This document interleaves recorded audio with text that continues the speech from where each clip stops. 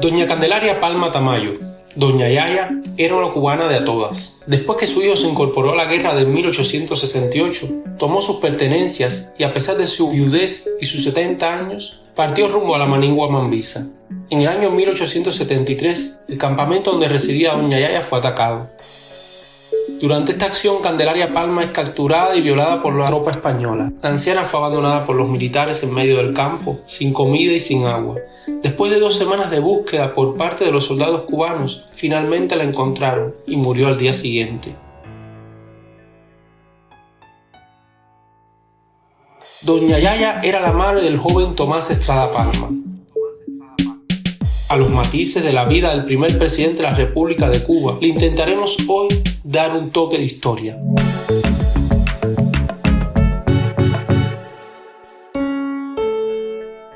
Tomás Estrada Palma nació en Bayamo en 1835. Con poco más de 30 años se incorporó a la Guerra de Independencia y a la abolición de la esclavitud, iniciada en 1868 por Carlos Manuel de Céspedes. Su hoja de ruta militar fue ejemplar. Combatió las órdenes de los generales Máximo Gómez y Vicente García. Fungió como el primer alcalde del Ayuntamiento Libre de Bayamo y ocupó los cargos de secretario de Guerra, de Relaciones Exteriores, así como presidente de la República en armas entre 1876 y 1877. Siendo presidente, fue hecho prisionero por el ejército colonial y luego desterrado a España. Liberado después de la paz del Zanjón, viajó a Honduras, donde se casó con Genoveva Guardiola, quien era la hija del presidente hondureño Santos Guardiola. Posteriormente emigró con su familia a Estados Unidos y en este país se instala en el Central Valley, Nueva York, donde fue maestro y estableció lazos políticos y personales con nuestro apóstol José Martí. En Valley estableció su escuela para latinoamericanos, lo que le valió realmente un amplio prestigio entre los emigrados cubanos. Fue ministro plenipotenciario del Gobierno Provisional de la República de Cuba en armas. Estrada Palma fue fundador del Partido Revolucionario Cubano y a la muerte de José Martí fue designado como su sucesor y delegado. Pero ¿qué es lo que no se nos cuenta de don Tomás? En primer lugar, se debe decir que después de una larga conversación sostenida con Máximo Gómez el 29 de junio de 1900 en Nueva York, fue que se lanzó su candidatura presidencial. Se debe decir que fue electo in absentia, o sea, en ausencia, el 31 de diciembre de 1901. Su campaña presidencial se realizó en el terreno por importantes figuras del Ejército Libertador, entre ellos el propio Máximo Gómez. Mucho se ha hablado sobre el sentimiento anexionista que tenía don Tomás. Y la verdad que los Estados Unidos le fascinaba. Inclusive fue electo presidente siendo ciudadano estadounidense. Pero también tuvieron ideas anexionistas otros mambíes, entre ellos Carlos Manuel de Céspedes, Bartolomé Mazó, Perucho Figueredo, Ignacio y Eduardo Agramonte y Salvador Cisneros. Caballero, en esta época Estados Unidos era el referente democrático para muchos jóvenes y para personas que deseaban la independencia de Cuba. Anexarse a Estados Unidos pasó realmente por la cabeza de más de uno de nuestros próceres. Debemos entender que las ideas y los procesos tienen sus matices y responden a los contextos históricos donde viven los individuos. Don Tomás concurrió como candidato único a las elecciones de 1901, pues su contendiente, el mayor general del Ejército Libertador Bartolomé Mazó, retiró su candidatura. Su vicepresidente fue Luis Esteves Romero, el esposo de Marta Abreu, la benefactora de la ciudad de Santa Clara, la mujer que hizo el Teatro de la Caridad. Su honradez administrativa constituye un elemento característico de su gestión, y de hecho, más de uno le decía a don Tomás tacaño. Era cuáquero, una forma de cristianismo que destaca por su austeridad y la distancia de todo vicio. Tanto así que se opuso frontalmente a la reintroducción de las peleas de gallos, la lotería o el juego de pelota conocido como High Alive. Debido a su conducta de austeridad, se popularizó la frase «Don Tomás puede gobernarnos con tazas de café». ¡Y el café! Se dice que era tan austero que tenía pocos trajes. Más de un sirviente vio a doña Genoveva, su esposa, remendando la ropa del presidente. A inicio de 1902, Estrada Palma regresa a Cuba y su desembarco, en lugar de producirse por La Habana, ocurre por el puerto de Jibara en Oriente. En este pueblo inició una gira por todo el país para conocer de primera mano cómo se estaba viviendo en el archipiélago. En su recorrido hay dos momentos sumamente interesantes. Su estancia en Bayamo, donde le da sepultura a su madre, que había sido enterrada en un lugar secreto después de su muerte en la Manigua, y su paso por Manzanillo el 29 de abril de 1902. En esta ciudad don Tomás pasará la noche. Pero ¿a qué no adivinan en casa de quién? Pues nada más y nada menos que en casa de su rival de contienda electoral, Bartolomé Massó. Cuentan que el viejo Mambí lo esperó en Yara, y de ahí fueron a caballo hasta Manzanillo, donde armaron tremenda señora fiesta en su casa. Después de su salida de la presidencia, realmente polémica, don Tomás se marchó a vivir a Santiago de Cuba, donde murió viviendo bajo los estándares de clase media, algo realmente extraño para un ex vicepresidente en la región. Y se dice que más de uno lo vio tomando el transporte público de la época. Ahora, ¿qué podemos hablar sobre el gobierno de don Tomás Estrada Palma?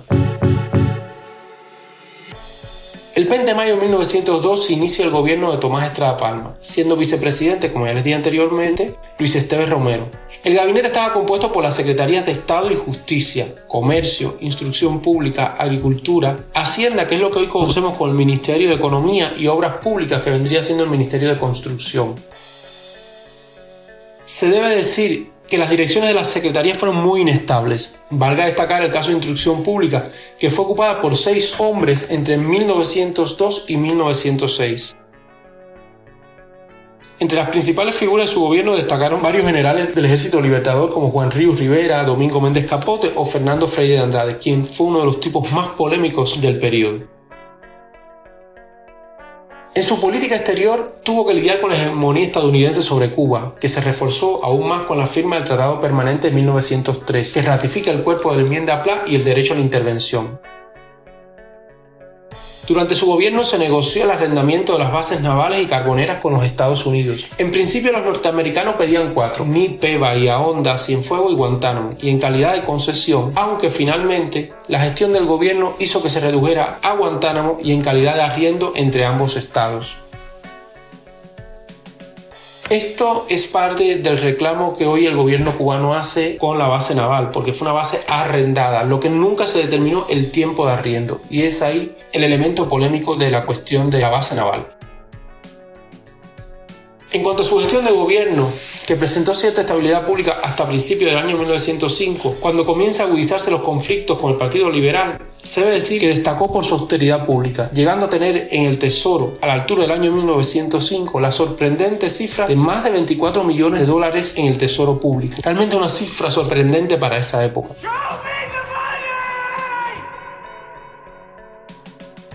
En el plano social ocurrieron importantes manifestaciones como la huelga de los aprendices. Esta manifestación, desarrollada entre el 4 y el 28 de noviembre de 1902, fue motivada por la imposibilidad de los obreros cubanos de poder ocupar puestos mejor pagados, debido a que eran ocupados por los españoles. En el año 1905 se evidencia una crisis del gobierno de Estrada Palma. En febrero, don Tomás fue admitido en el Partido Moderado. Esta agrupación política fue fundada por elementos provenientes del autonomismo y del antiguo Partido Republicano Conservador. Después de su entrada a esta formación e influenciado por Domingo Méndez Capote y Fernando Freire de Andrade, además de la dirección política del partido, hizo público su propósito de reelegirse, aunque se debe decir que su segundo mandato era constitucional según la Carta Magna de 1901, rompía su promesa de no optar por la reelección.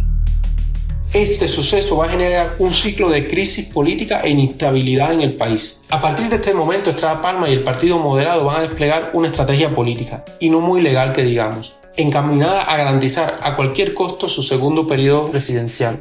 Tráiganme clavo, puntilla, mi rifle tira cualquier cosa.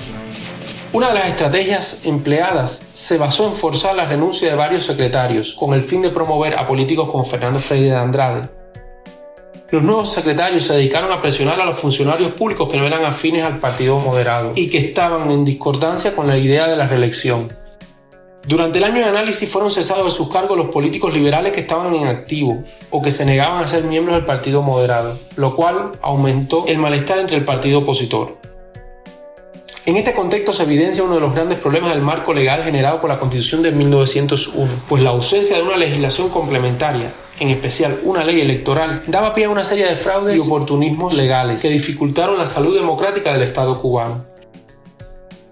Para septiembre de 1905, Estrada Palma es el candidato oficial de los moderados. Este mes se vio atravesado por el aumento de una creciente violencia política, que tiene su punto máximo en el asesinato del político liberal Enrique Villuendas en la ciudad de Cienfuegos. La situación llega a un punto de no retorno y ante la ausencia de garantías electorales para las elecciones el Partido Liberal decide retirarse de la contienda. El 1 de diciembre de 1905 se desarrollan las votaciones, donde fue reelegido Estrada Palma y Méndez Capote como presidente. Las crónicas que nos llegan de la época dicen que el fraude estuvo al por mayor. Entre mayo y abril de 1906 se realizaron las investiduras de los cargos públicos, el presidente y los miembros del Congreso elegidos en este periodo, así como el presidente y su vicepresidente. Para agosto, la situación llegó al punto del no retorno con el alzamiento de los liberales.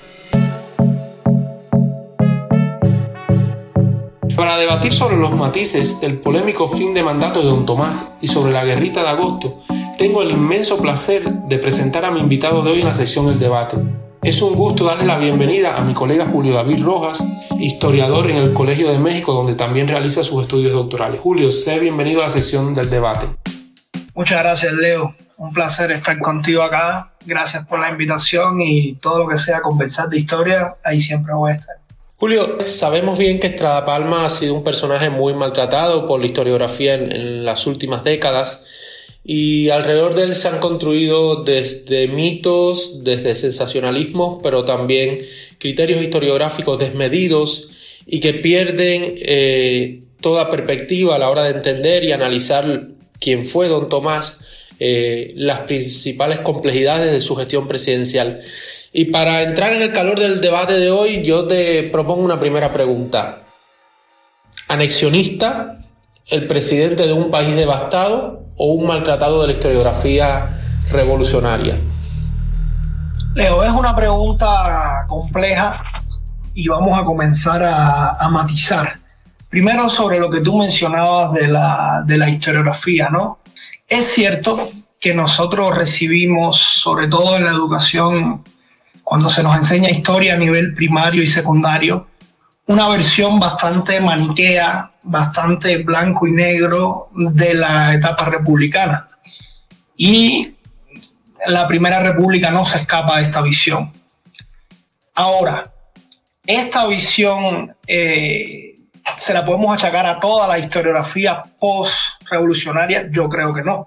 Yo creo que fundamentalmente esta es la visión de la historia que se construye en las décadas de los 70 y los 80, que es una historia que está muy ligada a la nueva visión del Estado cubano y constantemente recurre a la historia, pero ya esto ha ido cambiando, ¿no? Y tenemos estudios muy importantes, por ejemplo, estoy pensando en Joel Cordoví, Ana Cairo. Entonces, no podemos ponerle este lastre a toda la historiografía postrevolucionaria. Esto estaríamos cometiendo el mismo vicio del cual nos queremos librar, ¿no?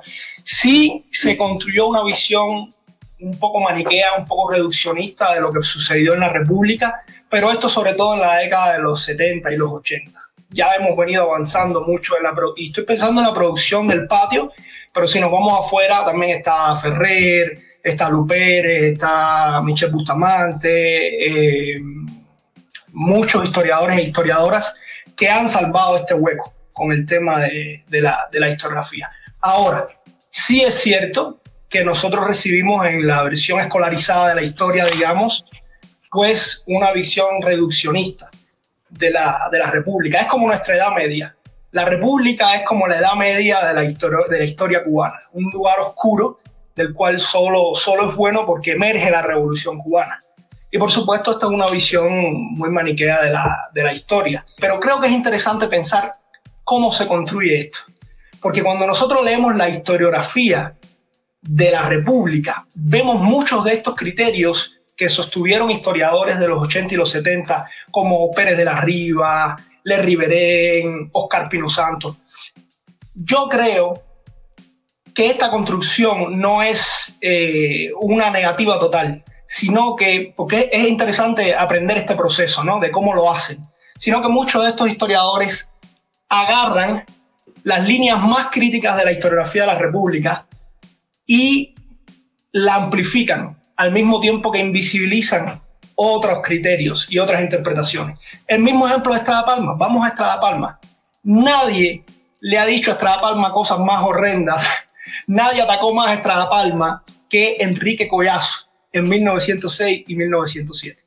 Es decir, todas estas ideas de Estrada Palma anexionista, Estrada Palma pro-yanqui, Estrada Palma traidor, no son ideas que se inventan después de 1959, sino que son ideas que se amplifican porque son ideas que están ya presentes en la República. Entonces, esto con respecto a la historiografía, que es importante señalarlo. Con respecto a si Estrada Palma era anexionista o no, es un juicio histórico, una decisión difícil de decir. Ahora, muchos de sus contemporáneos sí creían que era anexionista. Es que Carlos Manuel de Céspedes es un hombre anexionista en épocas tempranas de su pensamiento. También lo fue Salvador Cisneros. Yo creo que es una tendencia de pensamiento a la cual no está ajena gran parte del patriciado insular, del cual proviene Estrada Palma. Pero inclusive también hay que ver que Estados Unidos es el paladín de democracia. O sea, es el Estado al que todo el mundo se quiere parecer.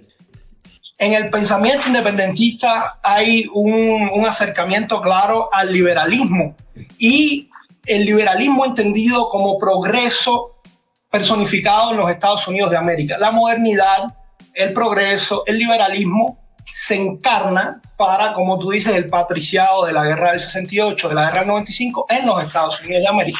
Aunque luego esto cambia, por supuesto, esta, digamos, afiliación, este mirar hacia el norte se transforma con la enmienda Pla, por supuesto. Pero en su presidencia, en su gestión presidencial, yo no creo que haya evidencias así como para decir Estrada Palma era un anexionista. Estrada Palma quería que Cuba se diera su independencia y se integrara, fuese absorbida por los Estados Unidos de América. No hay. Pero sí pasa que la presidencia de Estrada Palma fue muy discutida desde el principio, y esto es innegable. Cuando uno lee la prensa de la época, cuando uno lee a el propio Enrique Collazo, Manuel Sanguilía, Márquez Sterling, uno constante está viendo, incluso en los más acérrimos enemigos de Palma, como era Enrique Collazo, y personas que se sentían atraídos hacia su personalidad y que creían en él, como Márquez Sterling, hay la duda sobre la presidencia de Estrada Palma, porque no podemos olvidar que Estrada Palma es el presidente que sale de la ocupación militar estadounidense. Estrada Palma es el candidato de Leonard Wood. Es la realidad. Esa primera elección que Cuba tiene, es una elección que sale de una orden militar, de un gobernador. Ahí hay una cosa, Julio, en la que yo no estoy de acuerdo contigo. O sea, recordemos que Estrada Palma se postula a la presidencia después de una larga conversación que sostiene con Máximo Gómez y con un apoyo importante del arco independentista. O sea, eso siempre hay que tenerlo en cuenta porque es un detalle que nunca se dice, ¿eh? No, es real, y una realidad no invalida la otra. De hecho, eso te iba a decir, porque además es in absentia la elección de Estrada Palma, o sea, no estaba en el país. Eso es algo muy importante. O sea, Gómez recorrió casi medio país haciendo la campaña por Estrada Palma. El generalísimo es la fuerza impulsora de la campaña de Estrada Palma, como tú dices, en las fuerzas independentistas, en los antiguos mambises, en los veteranos. Pero también es el candidato de los estadounidenses. Las dos cosas son realidad. Estrada Palma contaba con un capital político inmenso, presidente de la República en armas, delegado del Partido Revolucionario Cubano, mano derecha de José Martí, el hombre que en la emigración gestionó los fondos para el Ejército Libertador. Eso es innegable, el capital político que tenía Estrada Palma, pero también era un hombre que estaba ausente de Cuba hace 30 años. Era el hombre del Central Valley, era el hombre que se había nacionalizado. Y todo esto traía, digamos, mucha paja, traía mucho ruido que después en la República sale. Por ejemplo, a él nunca le perdonaron que él fue entre los principales hombres que se opuso a Carlos Manuel de Céspedes en Bijahual. Eso a él nunca se lo perdonaron a algunos de los mambises viejos. Él constantemente lo estaban comparando con Carlos Manuel de Céspedes, con Cisneros Betancourt, con Espotorno, porque su presidencia en la República en armas pues terminó como terminó, ¿no? Entonces todo esto complica la presidencia de Estrada Palma, y hay muchas facciones y muchos grupos que nunca terminan aceptando a Estrada Palma como un candidato legítimo.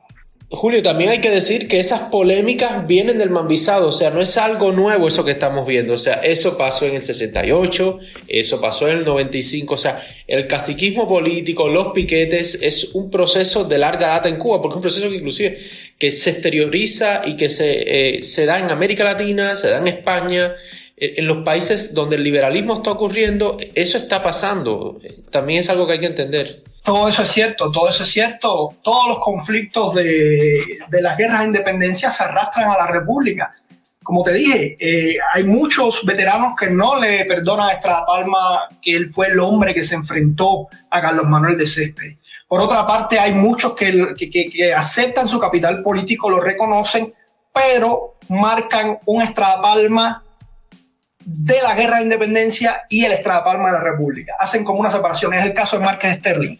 Hace una separación en el Estrada Palma que llega a Cuba con todo ese capital político y simbólico y el Estrada Palma que se presenta a la reelección, que eso vamos a hablar más adelante. Y Sterling, Márquez Sterling hace en una carta, escribe algo que es fantástico, que él dice, el hombre de 1902 y el hombre de 1904 no eran el mismo.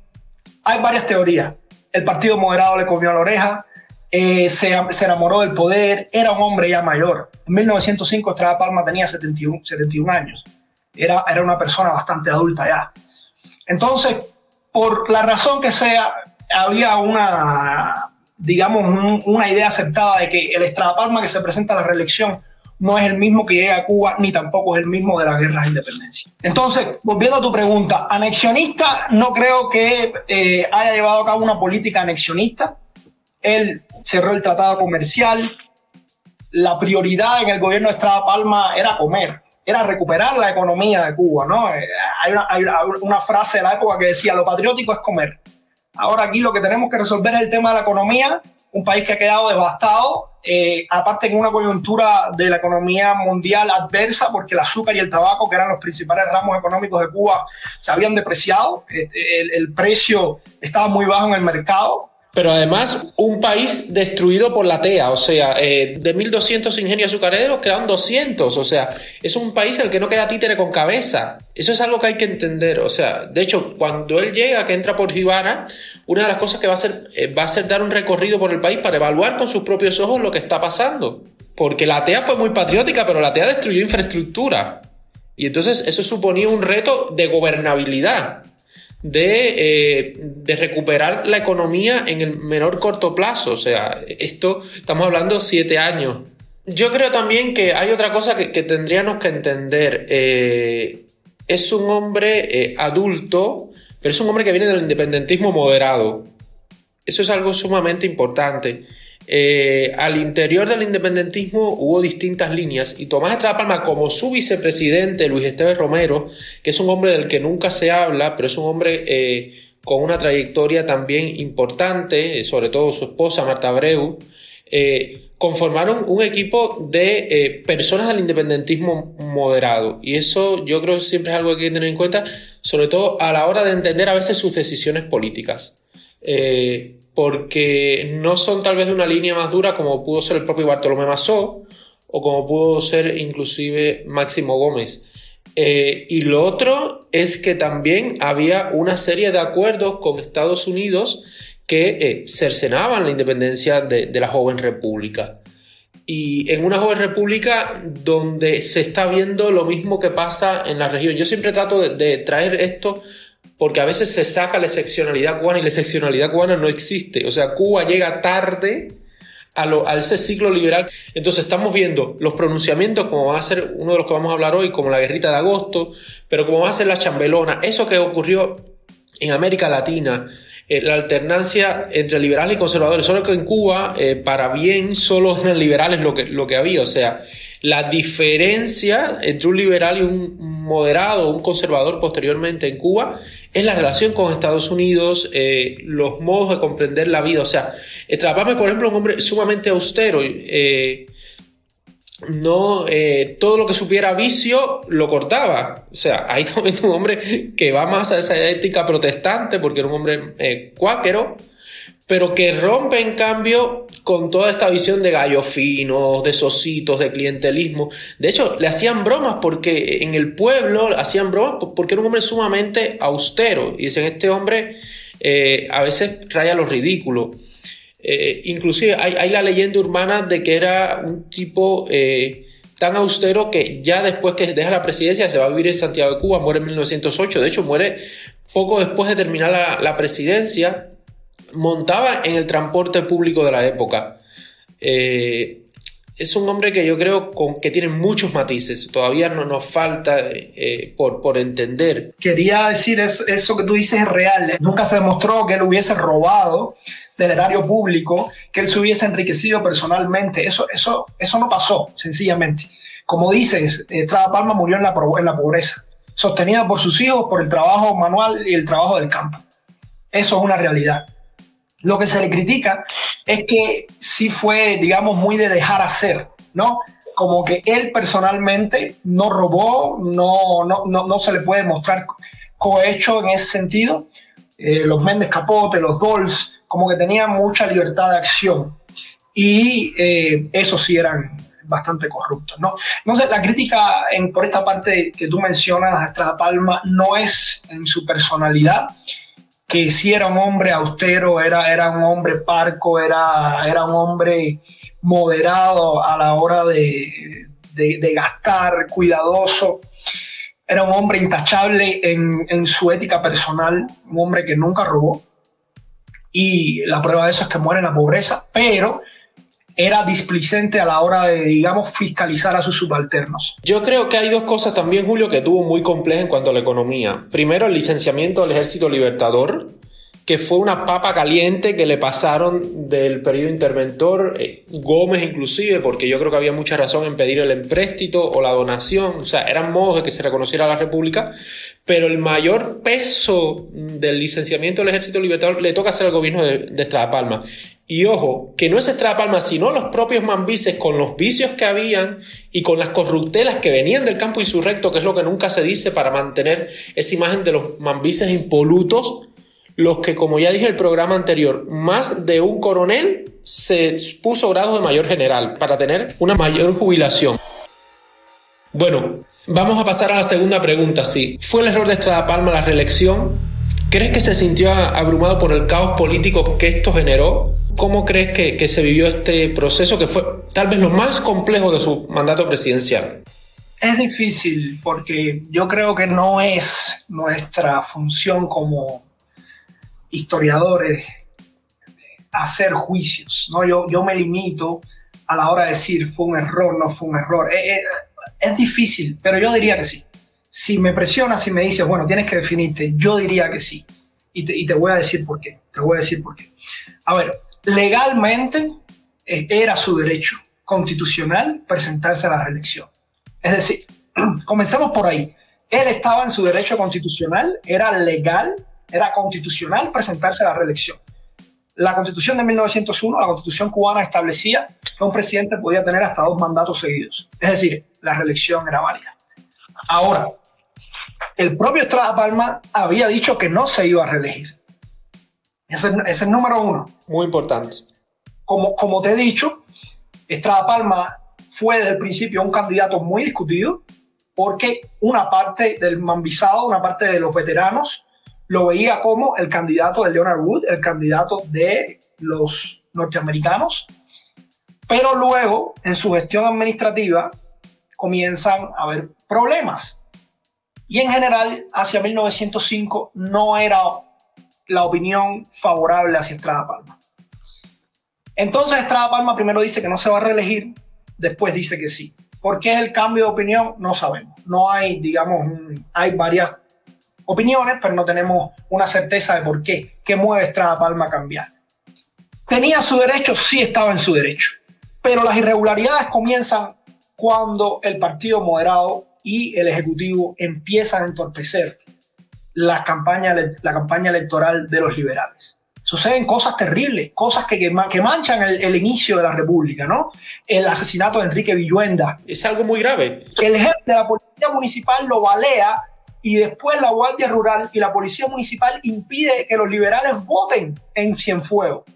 Gravísimo. Villuenda, es que esto llega al punto tal que Villuenda es un constituyente del UNO. Es un tipo clave en muchos procesos políticos. O sea, es muy fuerte ver que el partido donde estaba Méndez Capote, que se conocían, porque si mal no recuerdo, Villuenda es el secretario de la constituyente de 1901, si la mente no me falla, y Méndez Capote es un tipo clave, que se conocían. O sea, esto es terrible porque se está entrando ya en un proceso de deterioro del sistema político cubano desde el primer momento. Es que no despegamos, Leo. Mi interpretación es que no despegamos. Este proceso reeleccionario fue el litmus test, fue la prueba de fuego de la República y la suspendimos. La suspendimos, pero horrendamente. Bueno, vamos a pasar entonces a la tercera pregunta, ¿no? De esta sección del debate. ¿Cómo entender la guerrita de agosto? ¿Como una bravuconería mambisa o como un pronunciamiento militar? Sobre todo pensando en estos que pasaban en América Latina. Amén de los parecidos, amén de conectar, como dice, lo que está sucediendo en Cuba con lo que está sucediendo en el resto de Latinoamérica y esta triste experiencia nuestra de los pronunciamientos, los cuartelazos. Yo creo que no fue ni una experiencia de este estilo latinoamericana, ni tampoco una bravuconería en un sentido negativo de que simplemente fue, ya nosotros estamos aquí, vamos a sacar el machete y vamos a resolver estos machetazos. No. Voy a comentar un poquito de los hechos para poder argumentar por qué creo que no fue esto. Y creo que hubo muchas partes implicadas y creo que hubo desaciertos de parte de todos los actores.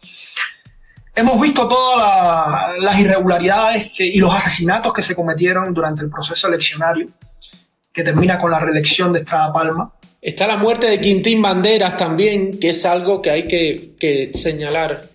La muerte de Quintín Banderas, Villuendas, la matanza de Hueycito, lo que sucedió en el Guajay con la Guardia Rural, que hubo otra matanza también. Hubo muchos actos de sangre. De Quintín Banderas sobresale por el significado que tenía Quintín Banderas, un hombre de las guerras de independencia. Además, un hombre que había caído en la indigencia, en la pobreza, que había pasado mucho trabajo para encontrar una fuente de sustento. Sabemos, esta es otra historia, ¿no? Pero lo triste que le fue para muchos veteranos de la guerra de independencia encontrar una vida en la República. Y esto también tiene mucha culpa la política del momento, ¿no? Pero bueno, sucede todo esto, los liberales se retiran y comienza un periodo de calma tensa. Estrada Palma empieza a apresar disidentes políticos, gente que se supone que estaba relacionada con los pronunciamientos del mismo José Miguel Gómez termina preso, hasta que entre el 17 y el 19 de agosto de 1906 se suceden varios levantamientos en Pinar del Río y en Las Villas fundamentalmente. Y en las afueras de La Habana también. Julio, puntualizar algo que es muy importante para nuestros escuchas.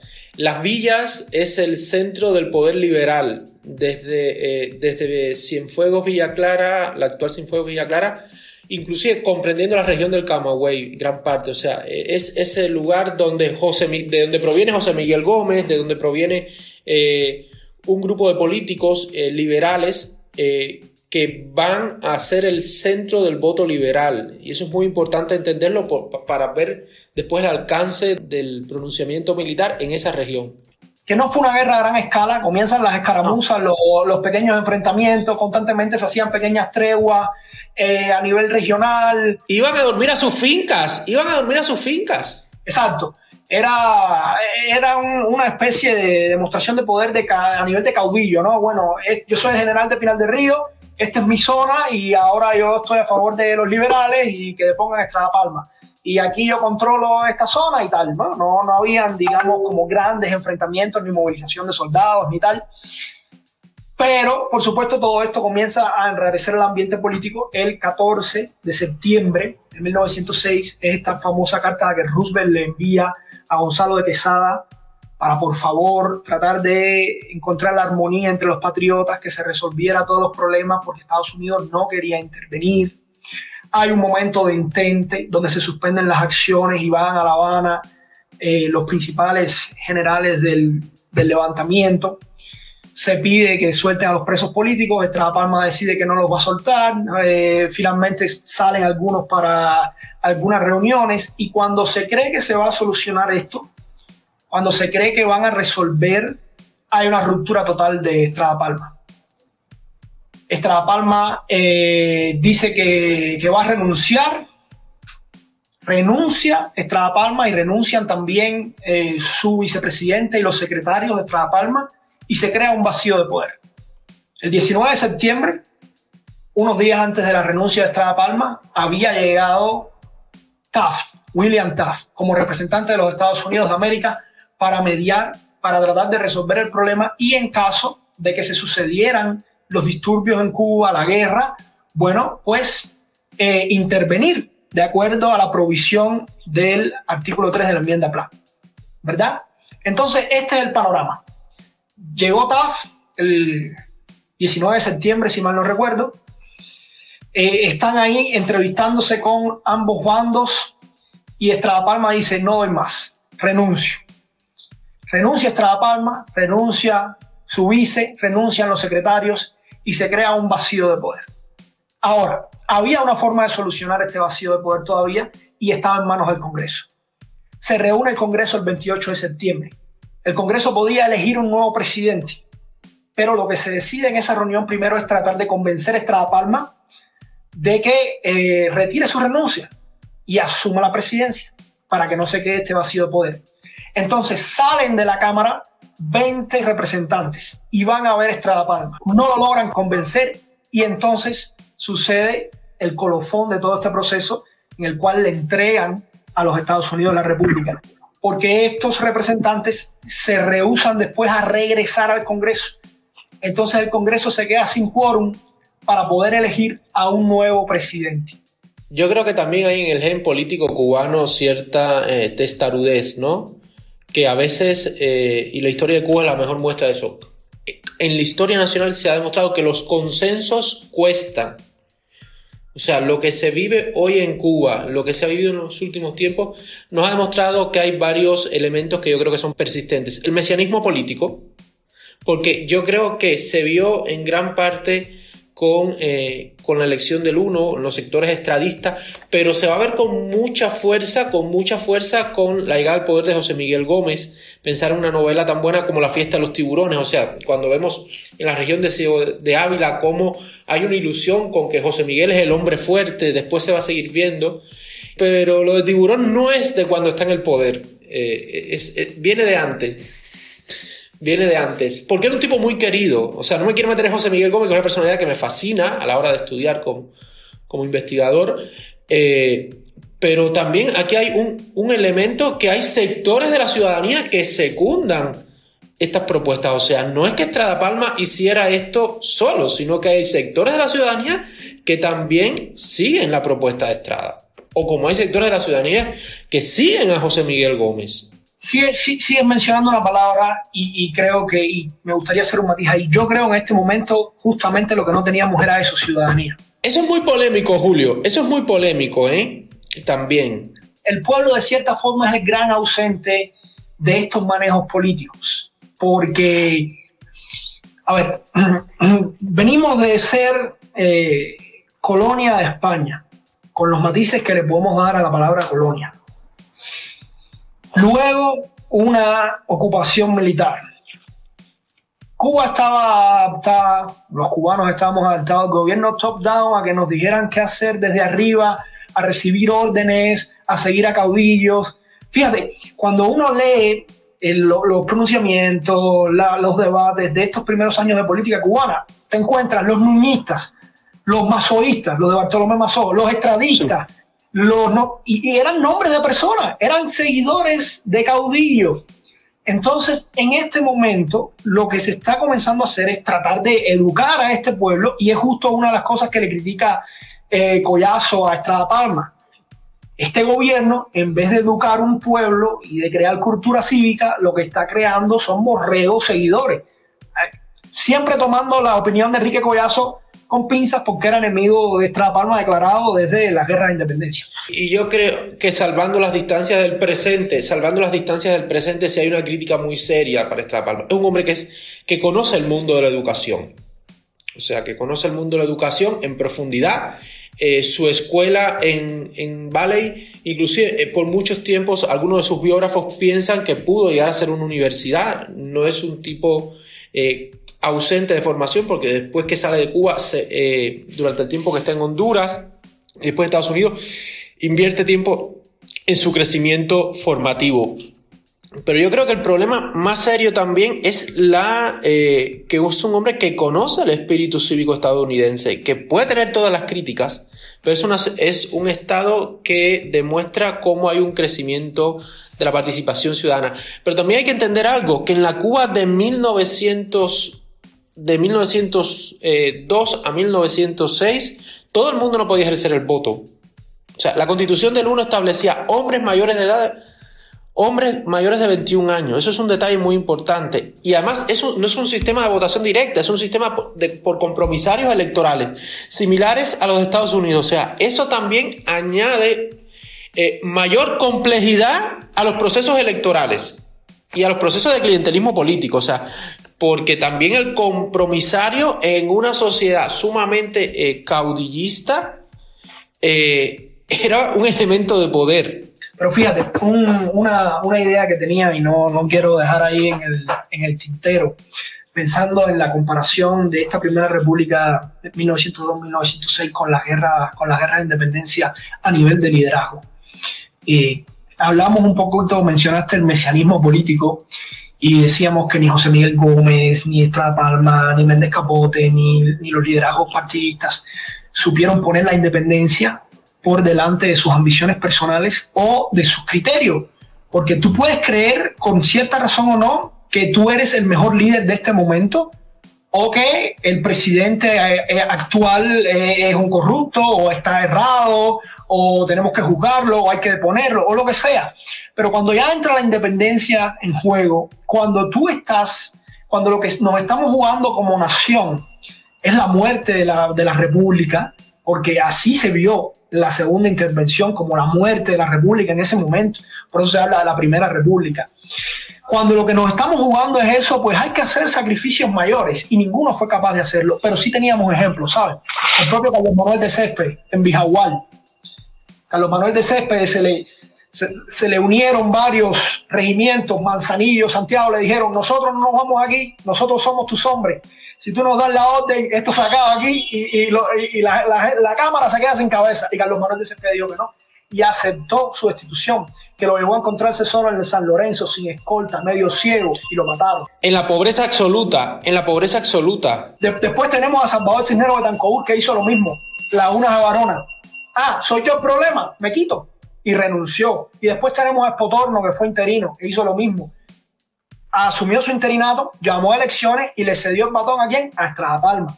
Inclusive el propio Estrada Palma lo cogen preso y no dio, o sea, le preguntan, ¿usted es el presidente de la República en armas? Y él con mucha dignidad dice sí. Y el ciclo político siguió a pesar de Estrada Palma ser el presidente. O sea, aquello no se detuvo. Exacto. Entonces sí teníamos, y tenían ellos en su historia inmediata, en su historia vivida, ejemplo de líderes que supieron poner la independencia de Cuba y la nación por encima de sus ambiciones personales.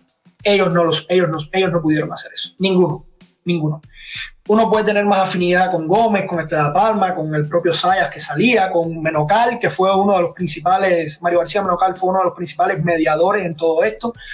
Uno puede tener las simpatías que quiera, pero cuando uno analiza la acción del Congreso, la acción de los liberales, la acción de los moderados, la acción del Ejecutivo con Estrada Palma a la cabeza, no supieron encontrar un concordato, una solución que salvara la independencia. Y eso, digamos, es un lastre que todos tienen que cargar. Oye, Julio, agradecerte por el debate de hoy. La verdad es que siempre es un gusto inmenso debatir contigo. La puerta sigue abierta para tenerte aquí en un toque de historia, para ver los matices de la historia, para no ver bravuconería, sino hombres, contextos y figuras históricas con claroscuros y con muchas complejidades. Entre los buenos y los malos, entre una orilla y la otra. Esto que te propongo, esto es un toque de historia. Y bueno, llegamos a la sección de la crónica. Les invito a conocer en la crónica de hoy el mundillo palaciego durante la presidencia de don Tomás Estrada Palma. Pero vamos a verlos por los siempre ocurrentes ojos de una niña. Para ello, tiene la palabra en nuestra sección de hoy la señorita René Méndez Capote, la cubanita que nació con el siglo. Los cocineros tenían para nosotros una importancia enorme. Nos gustaba comer sabroso y a mamá no colocaba más que cocineros de primera. a Prudencio, hecho en París, se lo pedía a don Tomás a papá para los banquetes del palacio, y aquellos banquetes eran modestos por la sencillez con que se ofrecían, pero las mejores comidas que se han confeccionado en el Palacio Presidencial de Cuba fueron los de la primera época republicana. Sin embargo, el despilfarro era desconocido. Se cuidaban los dineros del Estado como si fueran ahorros propios. Don Tomás y Genoveva se reunían con Prudencio y se sentaban los tres tranquilamente a cambiar el menú y a calcular los gastos. La comida debía alcanzar bien, pero no sobrar, y a Prudencio se le regalaba una onza de oro. Se vivía en la época en que un político cualquiera se hubiera muerto de vergüenza si le hubieran sacado la cara que usaban los carruajes oficiales para pasear a su familia, y peor aún, que la querida se la mantenía la República. Todavía nadie soñaba con las casas con piscina y los edificios de apartamentos. Como ningún senador ni representante dejaba de asistir a una sesión del Congreso, ni había abogado que se atreviera a mantener su bufete abierto mientras desempeñaba un cargo público. Vamos a pensar que somos los asesores de Tomás Estrada Palma. Estamos en medio de la crisis política de 1906 y toca aconsejar al presidente. Mi pregunta para debatir esta semana es la siguiente. ¿Cuál hubiera sido tu consejo para poder salir del atolladero político en que estaba? Eso sí, no juzgues el pasado con los espejuelos del presente. Bueno familia, por hoy este toque de historia se cierra, pero seguimos en nuestro grupo de Telegram dándole matices al asunto, porque Cuba es una historia con muchos toques bien diferentes.